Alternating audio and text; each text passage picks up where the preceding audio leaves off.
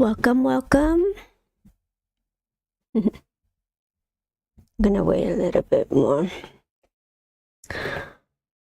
Okay, so today I want to start by saying how awesome it was to be able to be on a live stream with Marantz, and I rewatch it back, you guys. Oh my god, let me address this real quick. So first of all, my voice is terrible. That's true. So I hope the microphone here is a little bit better. And then second of all, yes, it was cool to be on there. And then when I watch afterwards, people commenting the fact that I was flirting with Marantz. What are you talking about? Have you seen his wife? She is beautiful. And, you know, I have this theory. Behind every strong man, there's an even stronger woman behind that. See what I mean? So anyway, so if you know what I'm talking about, but that was just, I digress. But shout out to Marantz, and that was cool. And he has a whole bunch of video today. I was watching them all, and of course, by the way, shout out. And thank you for the intro to Marantz. Like, if you're watching this one, I can't do what you do, so I'm just gonna stay me. I love that intro. I might be using that intro in my channel one day. So I need to ask you for the permission first, though. All right, welcome everybody. Yeah, thank you, Jason. Appreciate you. So tonight I was going to I'm gonna only stay for about an hour or so, maybe a little bit longer if time permits. I have something to do afterwards. So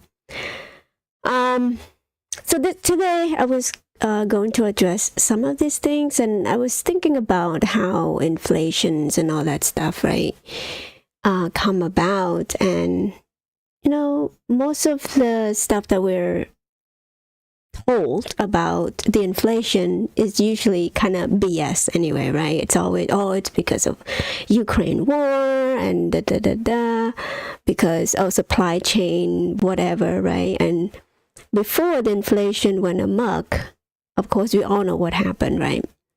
The Federal Reserve has been printing like crazy for what? If you look at the S&P 500, and we all know this, if we've been like following the market and all that stuff, right? We know that ever since this drop, we have been running like crazy. Why? Because we've been printing. M2 money supply went up dramatically, right? And this is why we have trillions of dollars in debt. And Janet Yellen keeps saying, oh, we have the strongest, market. And of course we could afford to go to war, afford to support Ukraine, support Israel, most recent conflict here. We could support everybody else, but yet, for some reason we can't support people in this country, right? We all know that we're living paycheck to paycheck, right? Well, I feel it. I don't know about all of you guys. You're probably, well-to-do more than me, but, just look at your personal experience in this economy. Is it booming? Do you have more money than ever before to spend like crazy, or you're living paycheck to paycheck? Right? I'm going to speak for myself. I feel like I'm feeling the pinch here. But anyway, I digress, and it's kind of fitting that Ryan Cohen kind of posted this 2 days ago, and I think it's somebody else. I don't know who this person is. Wig Van Mrs. I don't know how to say that, but this quote reads, "The most important thing to remember is that inflation is not an act of God, that inflation is not a catastrophe of the elements or a disease that comes with the plague. Inflation is policy." And that kind of made me think, like, what kind of policy is detrimental to the economy, right? And I'm like, well, let me look at not only the things that I was talking about, the Fed's printing money like crazy, right? And of course, we're loading debt like crazy. And where does the debt come from? Well, here we go. So I was looking at the federal budget in this year. This is the year 2022, and it came out March 2023. So March 2024, it's going to be for this year. So keep in mind, this is from last year, but this is the most recent one. And if you look at, all of the mandatory spending, discretionary spending, net interest, if you look at that net interest, and this, keep in mind, this is last year. I bet you anything, this year is going to be a lot higher. So that's account for close to 2% of GDP right there, right? Now, the mandatory, of course, we need that. We need that to keep the economy going. Social Security is the most important part because it keeps most senior afloat, right? And afloat, by afloat, I mean afloat. Like just on the precipice of surviving, right? Not unless you have 401k to back up, to kind of supplement the Social Security, then you're not going to benefit from just having Social Security. Now, I know this pretty well because I work with a low-income senior who does not have. I work with a nonprofit organization that helps senior to get the health care that they need, get the all the medical benefits that comes with it. So I do think that is important. Like, without Social Security, I don't think the economy could survive that. And on top of that, we have a lot of aging population emerging that people don't realize that it's going to be the next crisis. I bet you anything, this is going to be a lot higher than 4.8 in the next decade or so. So this mandatory spending will continue to go up. And this is where they want to cut. Obviously, I feel like both sides now, it used to be only Republican wants to cut Social Security. And more now, they would much rather cut Social Security than the defense spending, right? Do we actually need all that much military bases around the world? Come on, I don't know. Again, I'm not qualified to say that, but it's too much. And this is why empire fall, right? Because they overextended themselves. Jason, bad policy ultimately equal bad result, unfortunately. Yeah, I agree with that, Jason. And of course, the mandatory one also include all of this, like the most important thing, right? Medicare, Medicaid, obviously, and Social Security, income security program. I bet that is like unemployment and all that stuff. Student loan. Now, let's talk about student loan real quick. I bet you anything it's going to be a lot higher this year. I think I saw like an increase. Maybe it's the next slide, but the next one, next page over.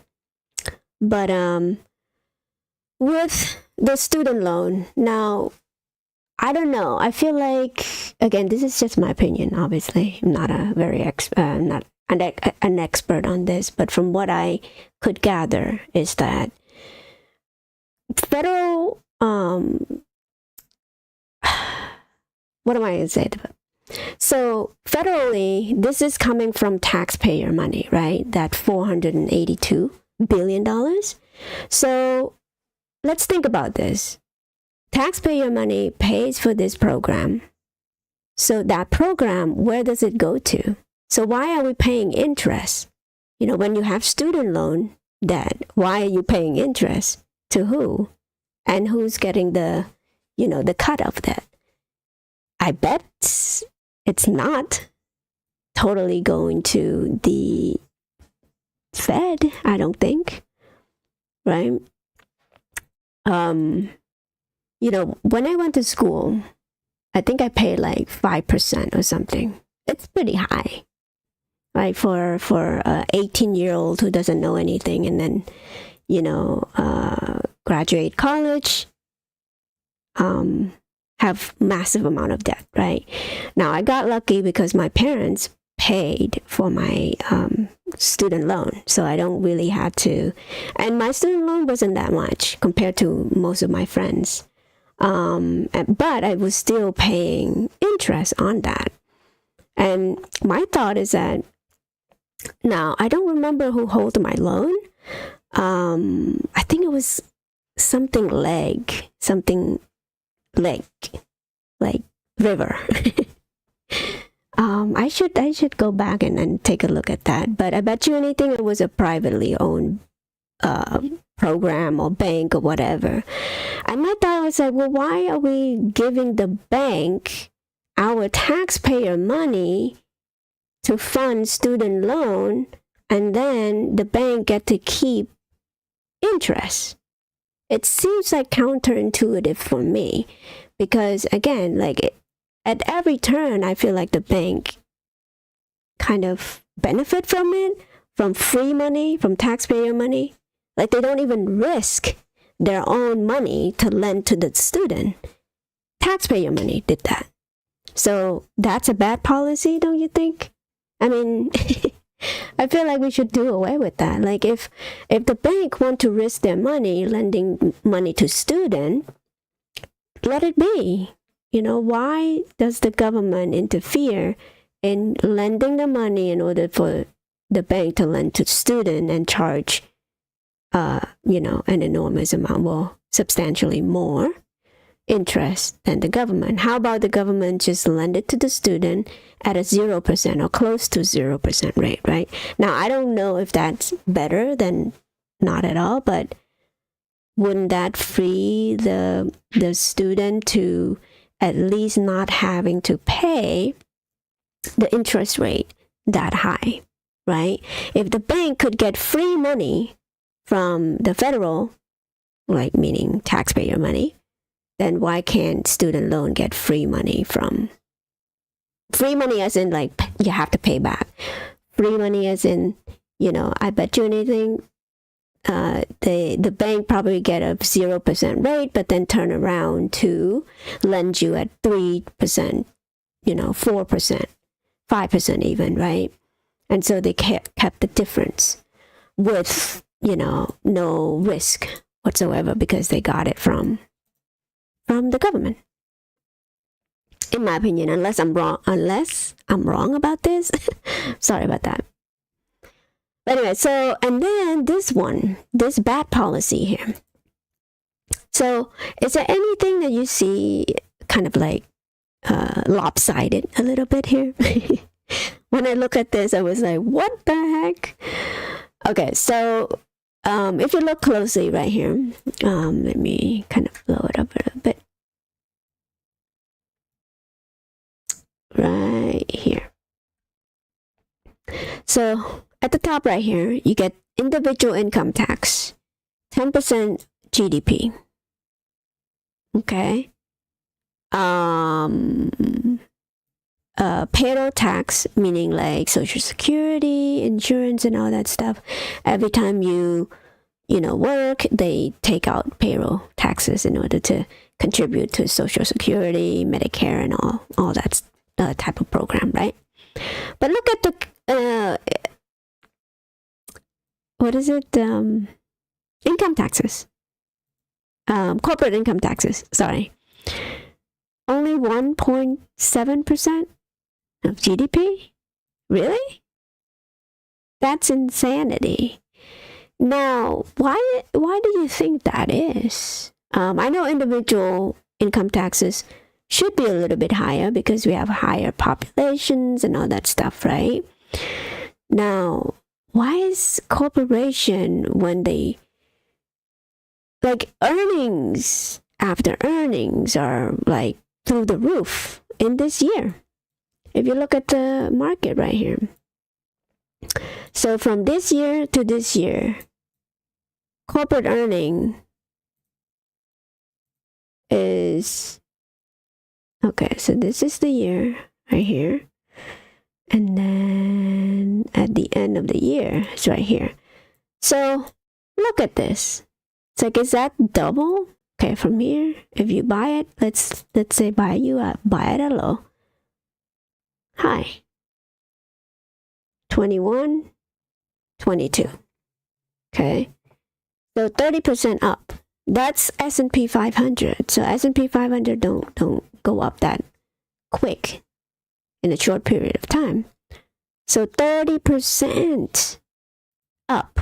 But yet, what do you have? You have this much tax compared to the individual tax, right?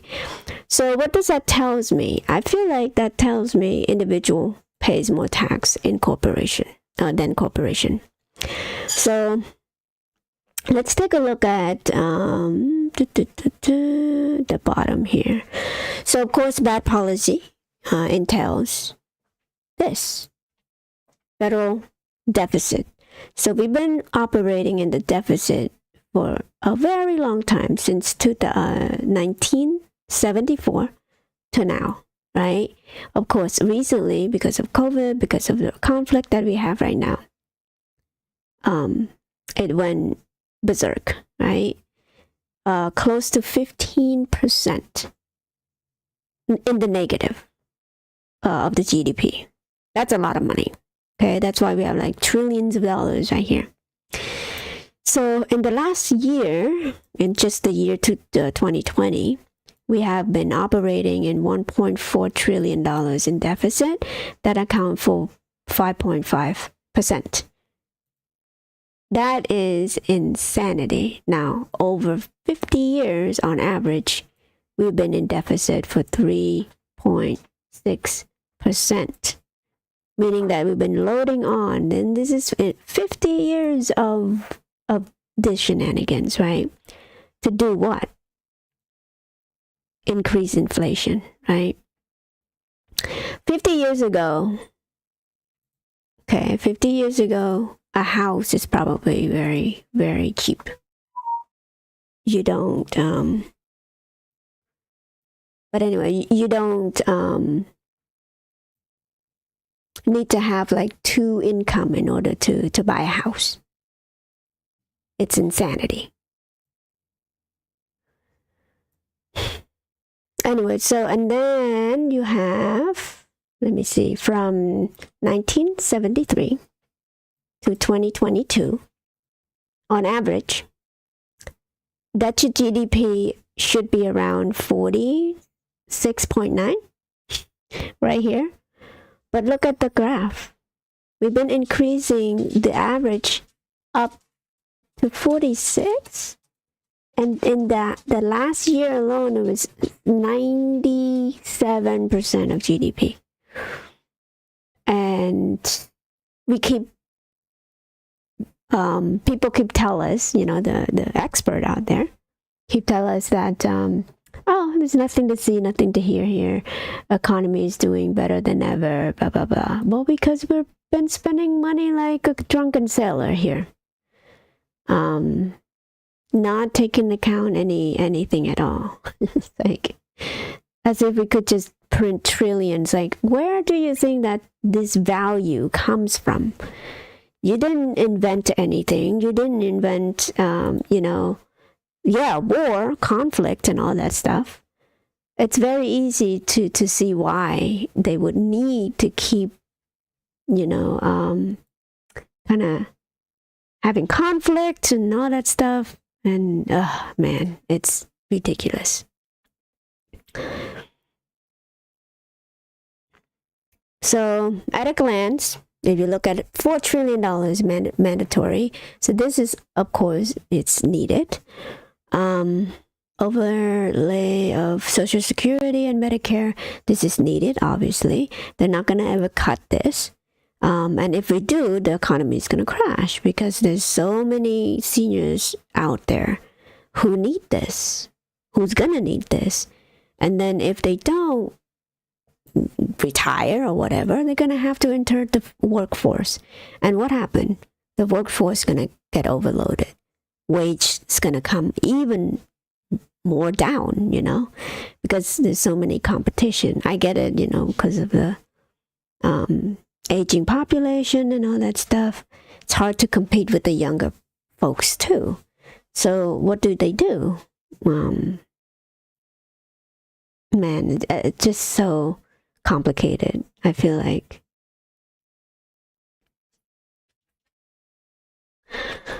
Let's see. So this is just a more breakdown, like more in detail, how much is allocated to where, child nutrition, unemployment compensation, and all that stuff on the right here.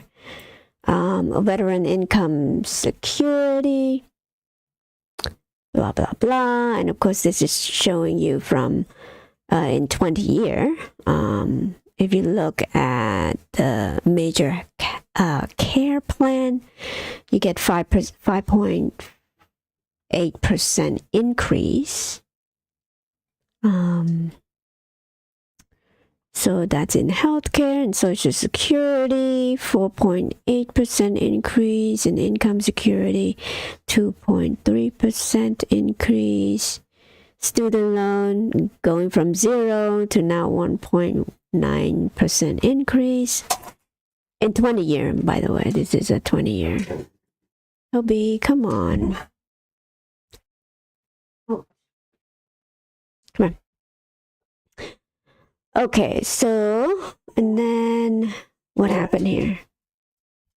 Oh, sorry, you guys. Okay, let me play the music real quick and I'll be right back. Sorry.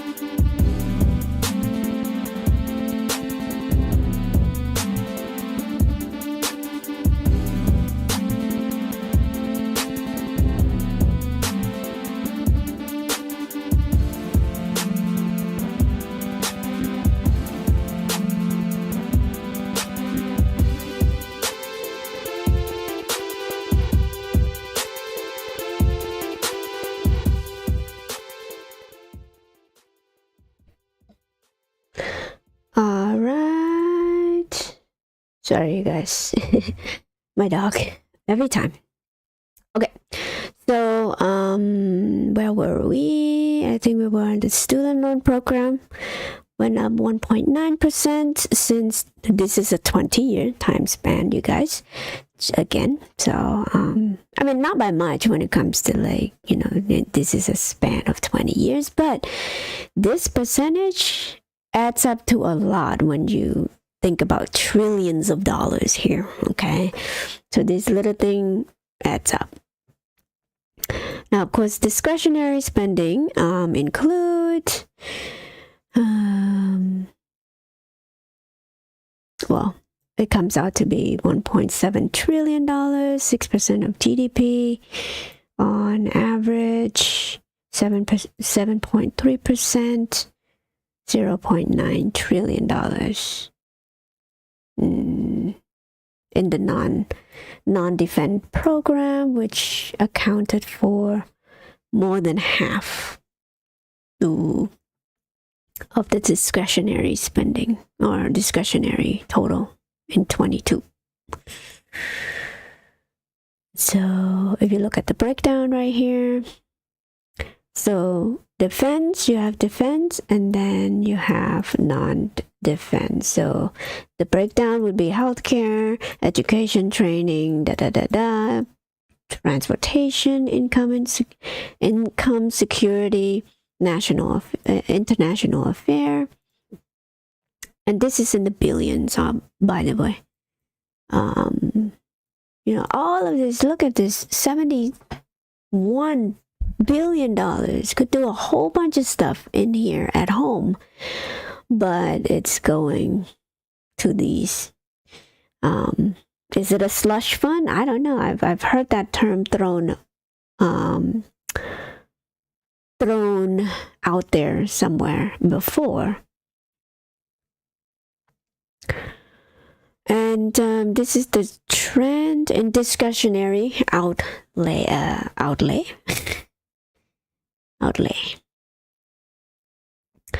So if you look at the percentage of GDP right here, non-defense is kind of like toggle in between. Revenue. So this one is where, oh my God, I was looking at it and it was like, what the heck is going on here? So this is revenue, a fund collected from the public that arise from the government exercising of its sovereign power, meaning taxes, right? So the taxes revenue comes in at $4.9 trillion, 19% of GDP, 16% on average, taken from 2002 to 2021. So over the span of 20 years, this particular revenue comes from taxes, and it accounts for 16.5%. And then what do you have right here? Boom. Individual taxes. Of course, we pay more in taxes right here as an individual than the corporation. Look at this corporation. Little tiny sliver of that is corporation. And others just means all of the, you know, shenanigans that happens, remittance and all that, Federal Reserve and all that stuff. So with this one, percentage of GDP, of course, this is just telling you what this is. Yeah, so why is corporation is paying more taxes? I mean, less taxes than individual. Why is it so low? You know, that's my question here. The answer, well, maybe corporation don't pay as much taxes as we are told they are, right? Now, I've heard people, or even one video that I watch that says, oh, United States has the highest corporate income taxes. which is bold because I'm looking at Amazon, as I shown you guys before. If you look at it, like Amazon, let's go look at Amazon. Now, some organization or some company does pay more taxes than other, but it's always coming down to at least, well, the ones that I've seen so far anyway. The highest that I've seen is 20%, 21%, or even 25%. But look at this is Amazon, you guys, by the way. Amazon, okay? Look at how much tax they pay the last 12 months. 3%. What? How much stock buyback did they do a couple years ago? $40 billion stock buyback, and they pay this much tax? How does that make sense to anybody?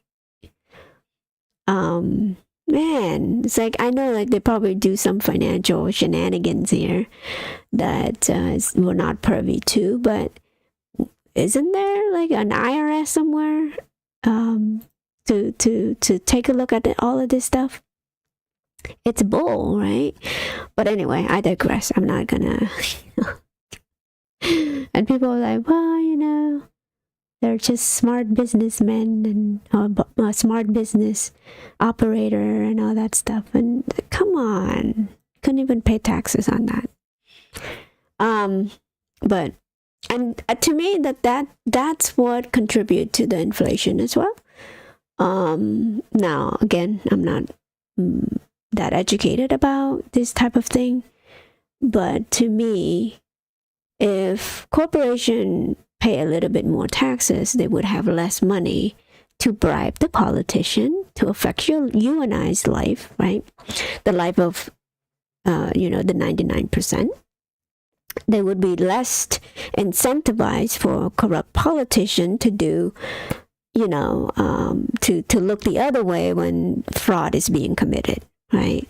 So it affects all of us. It's not just affect the handful that benefited from it, but it's all of us.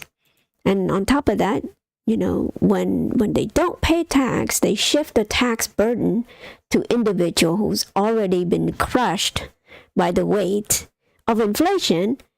How are we gonna survive this, right? But anyway, all of this is not to be doom and gloom, you guys, at all. Jason, sounds like our tax dollars is used to help. Yes, run Amazon up.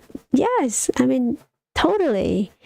I remember them doing a stock buyback of $40 billion or something. Maybe I'm misreading. So hold on, let me do Amazon stock buyback. Stock buy.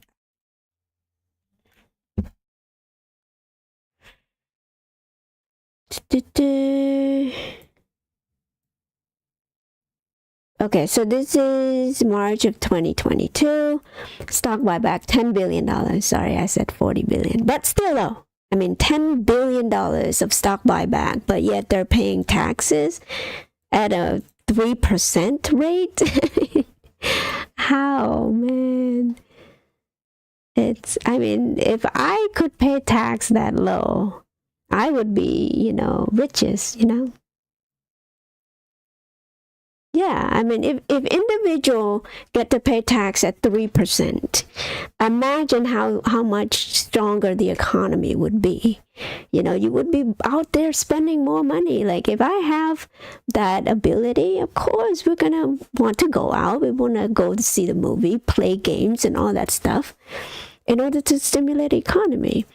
The reason why we don't have a robust economy, the real one, not the one that they're telling you that they have, that we have, is because there's no middle class anymore.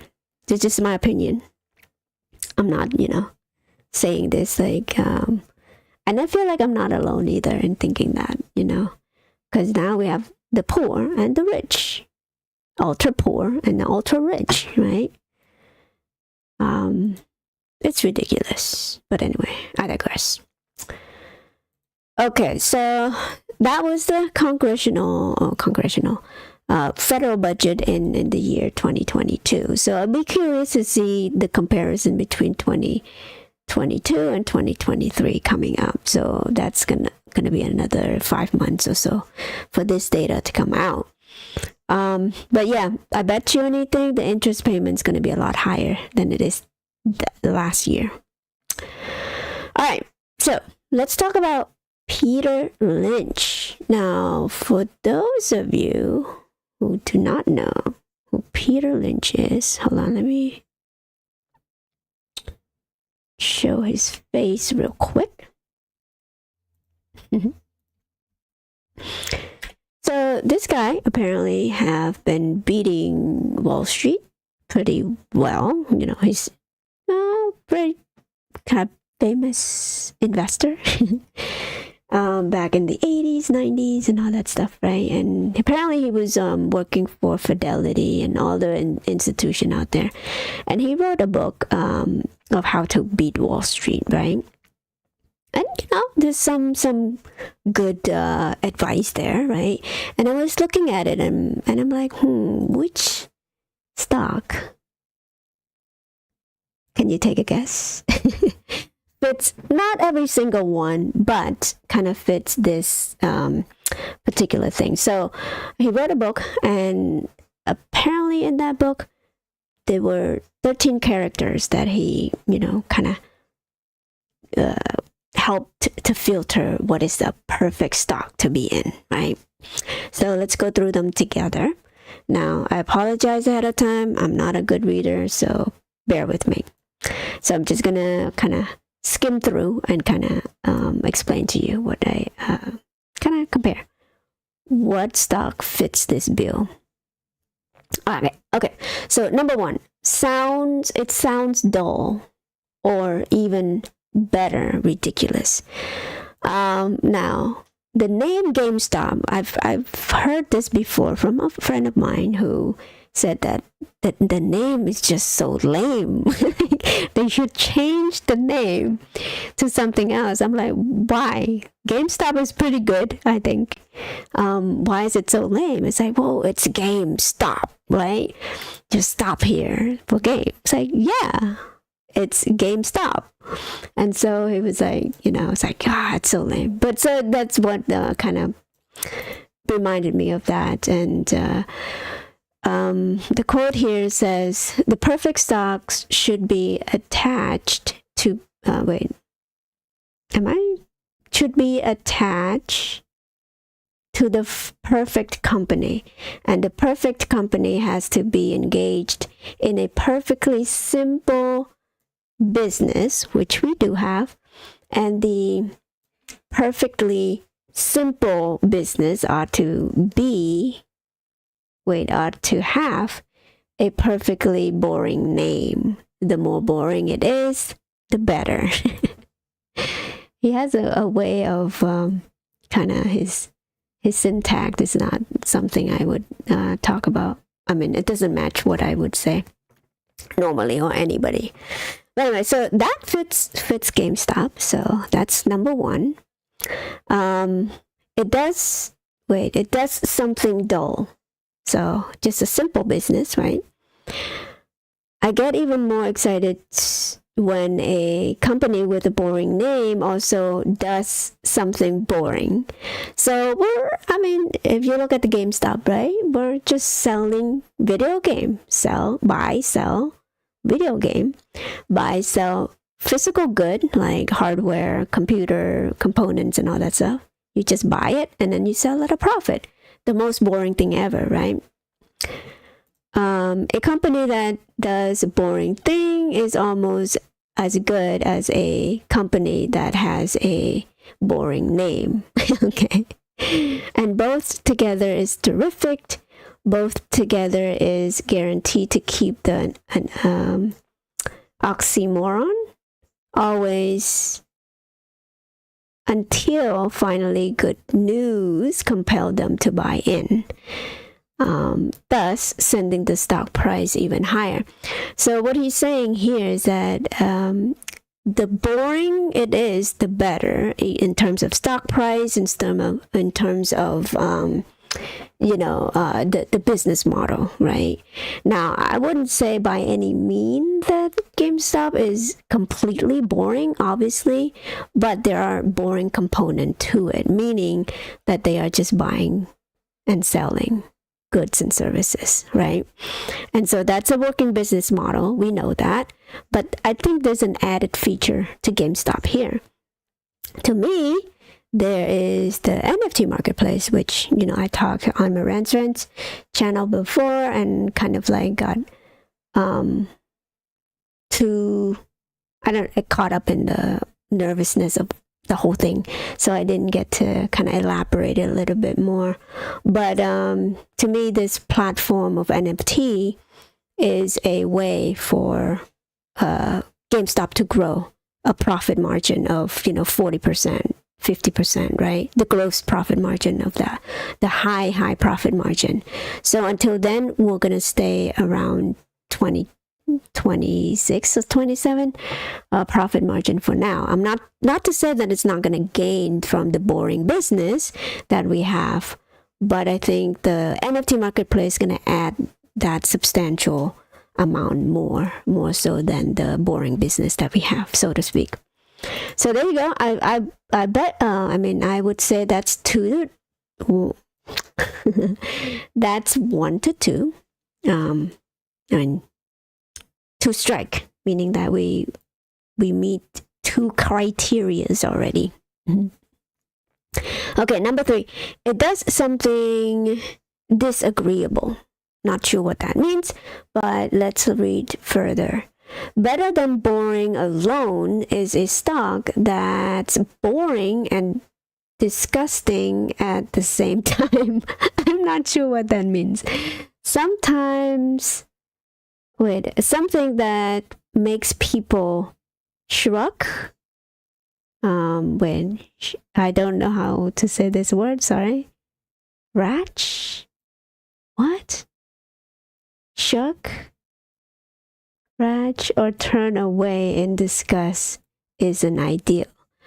That is so weird. Now, I'm not quite sure what that means, but, based on the analysts out there, it seems like GameStop is a terrible company to invest in, right?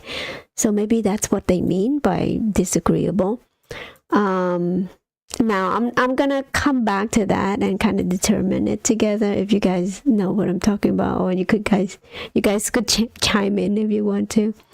But as far as this one, I don't know what he means by disagreeable. So let's put a pin on that one. It's a spin-off of division or parts of a company into separate, freestanding entity. Okay, such as Safety Lean out of Chicago, Randite, or Toys R Us out of Interstate Department Store. Okay. Often result in an astounding lucrative investment. Okay, I feel like NFT Marketplace is a spin-off. Right? I bet I would count that as a spin-off. So there you go. 3 out of 4.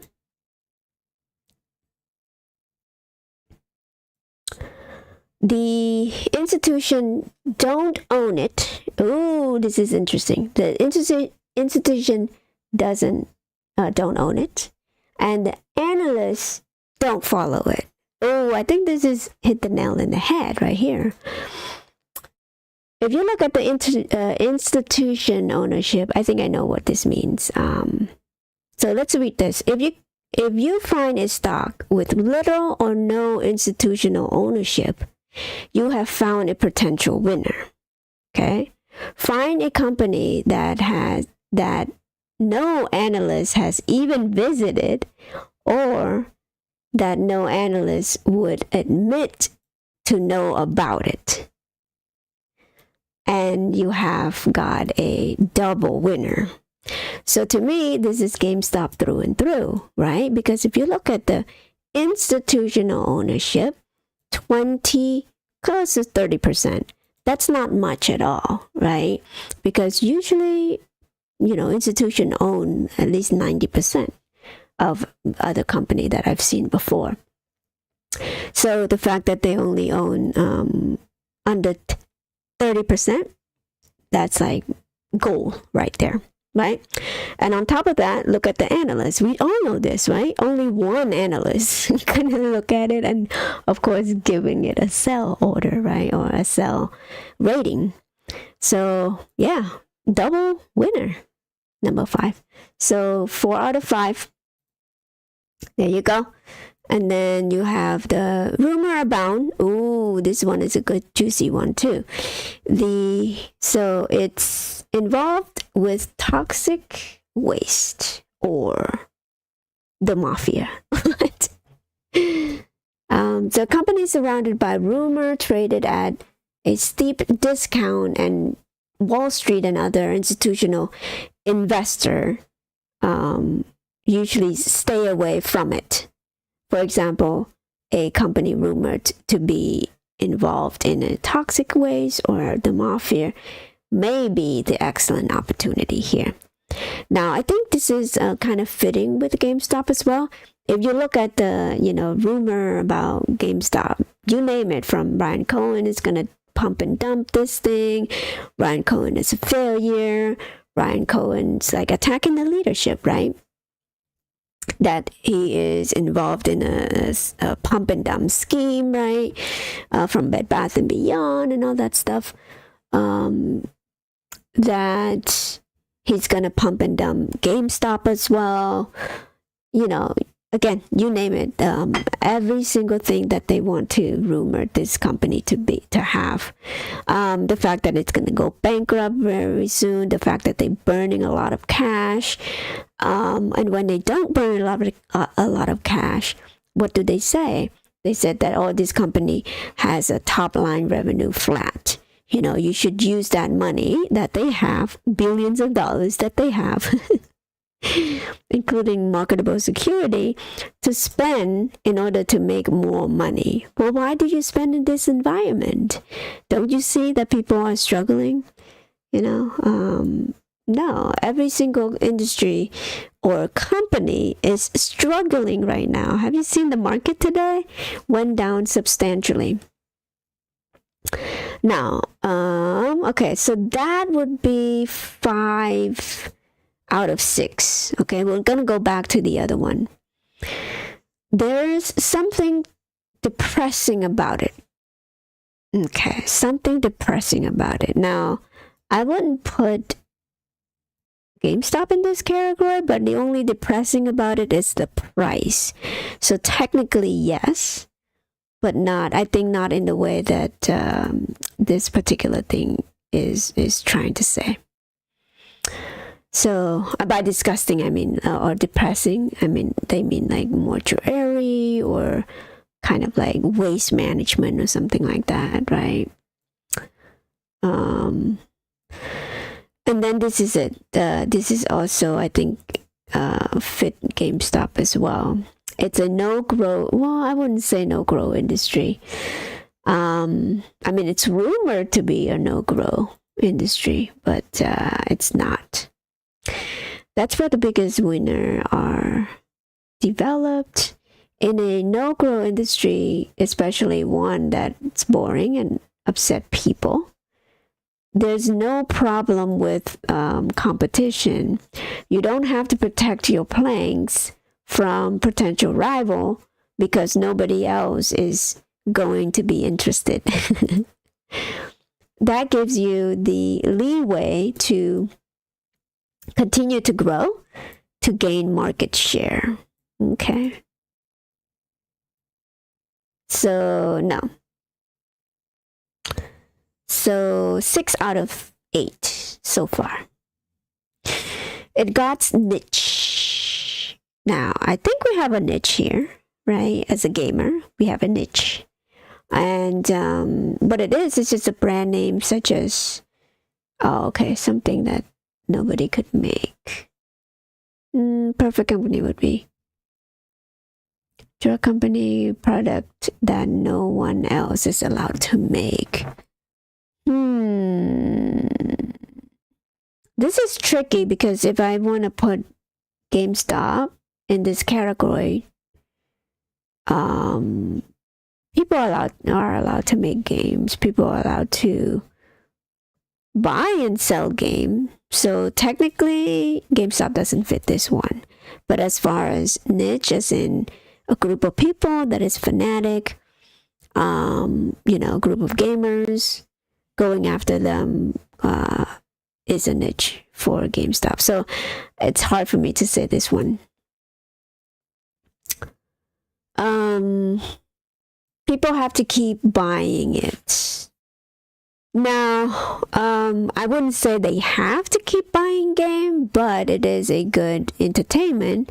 If you are a gamer, you want to play more and more game, like different type of games. So technically, yes, you have to keep buying it to experience the thrill of playing games, right? So half and half for that one. It's a user of technology. Now, I'm confused about this one because with GameStop, we do use technology. So let's read further though.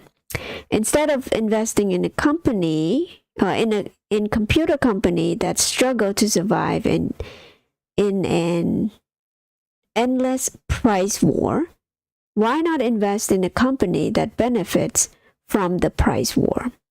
So I think what he means by that is invest in don't invest in the company that makes the hardware, but invest in the company that sells hardware, right? Because it's benefiting from the price war. So this fit the bill for GameStop, in my opinion. The insider are buying. There you go. We have many examples for that. So GameStop's going to get that one.